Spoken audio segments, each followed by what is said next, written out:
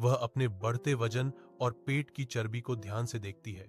एक खामोश लड़ाई उसके चेहरे पर अंकित है।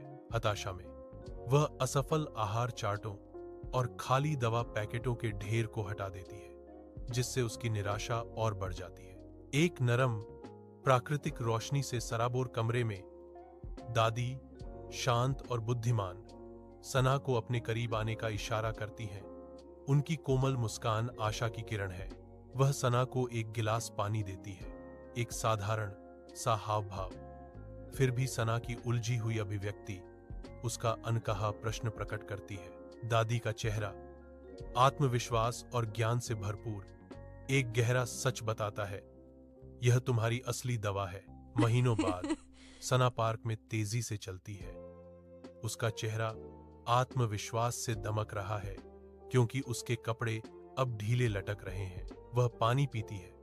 उसके होठों पर एक छोटी सी मुस्कान खिलती है, क्योंकि सूरज की रोशनी उसके चेहरे को नहलाती है, जो उसके नए जीवन का प्रतीक है। सना रुक जाती है, एक गहरी सांस लेती है, अपने नए स्वस्थ अस्तित्व के जीवंत सार का आनंद।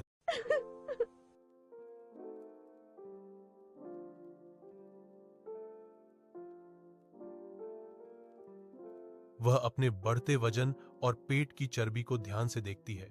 एक खामोश लड़ाई उसके चेहरे पर अंकित है। हताशा में वह असफल आहार चार्टों और खाली दवा पैकेटों के ढेर को हटा देती है, जिससे उसकी निराशा और बढ़ जाती है। एक नरम प्राकृतिक रोशनी से सराबोर कमरे में दादी, शांत और बुद्धिमान, सना को अपने करीब आने का इशारा करती हैं। उनकी कोमल मुस्कान आशा की किरण है। वह सना को एक गिलास पानी देती है, एक साधारण सा हाव भाव। फिर भी सना की उलझी हुई अभिव्यक्ति उसका अनकहा प्रश्न प्रकट करती है। दादी का चेहरा आत्मविश्वास और ज्ञान से भरपूर एक गहरा सच बताता है, यह तुम्हारी असली दवा है। महीनों बाद सना पार्क में तेजी से चलती है।